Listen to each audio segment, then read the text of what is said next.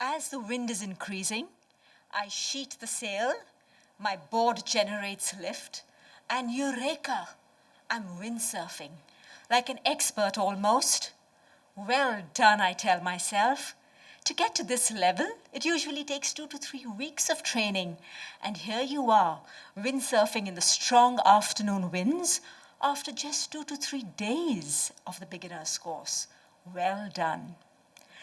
I am at Lago di Garda, the largest lake in Italy. It's like the ocean, where if you're at one side, you can't see the other end. A lake that invites tourists from all over Europe. A lake that has some of the best windsurfing schools, and a lake that has invited me into her arms like a mother does to her child.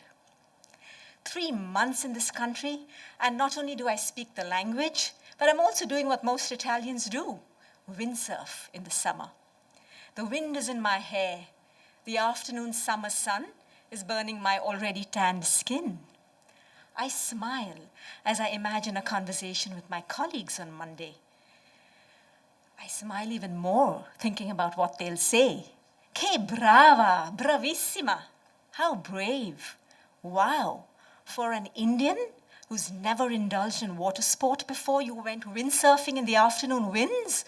I can imagine my boss Ivan saying that. I also imagine a conversation with my dad. Daddy, I'm doing something that you haven't done before, and he is a man who lives life in the fast lane, a man who has adventure flowing in his veins. Wow, that's my girl. I'm so proud of you. I feel elated, liberated, confident, like never before in my 20 years of life. I look around and notice that my fellow windsurfers, the actual experts, jibe and head back to the windsurfing school. I better do the same as it is getting late. Just yesterday, I learned how to turn the board with my sail, and as I attempt the jibe, there is suddenly a strong gush of wind. Within seconds, I lose balance and splash, I'm in the water. My confidence is sinking and my energy is being washed away. With the wind, there are waves, and as hard as I try, I can't get back on the board as the waves are an encumbrance. I think of my dad's words, "That's my girl, I'm so proud of you." I can't give up, I just can't. But the harder I try, the more I seem to fail. As luck would have it, my sail disengages. It comes off the board. If I can't get back on that board, there's no way in hell I can get that sail back on the board in these winds and waves. When we sign up for windsurfing courses, it's made very clear to us that should we lose or damage any of the school's equipment, we pay for it in full. As an intern, I'm earning pittance, and the last thing I want is to eat into my meager savings. I've already spent so much on this windsurfing course.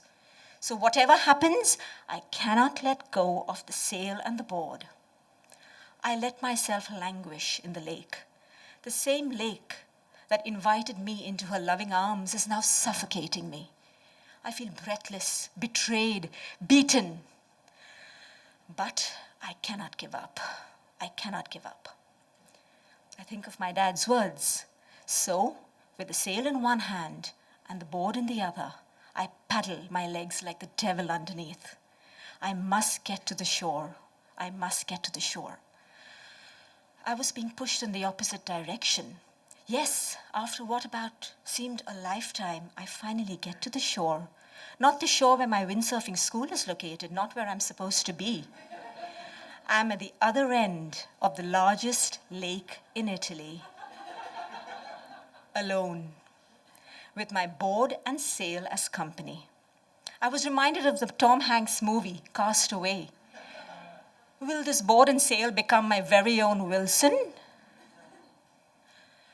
Well, I close my eyes and drift into a slumber.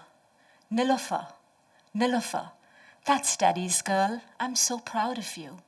Nilofer, Nilofer. That's not my dad's voice. It's a familiar voice, but it is not my father's. I open my eyes and I see my windsurfing coach next to me, looking worried and relieved at the same time. Thank goodness you're okay and that we spotted you. Come on, let's take you back in the car. The sail and the board, I had to take that along. On Monday morning, back at work, once again I had this renewed sense of energy and enthusiasm.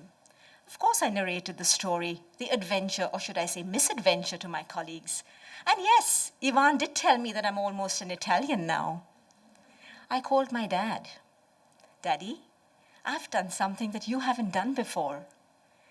Wow, that's Daddy's girl. I'm so proud of you. The same words that made me swim and not sink. Thank you.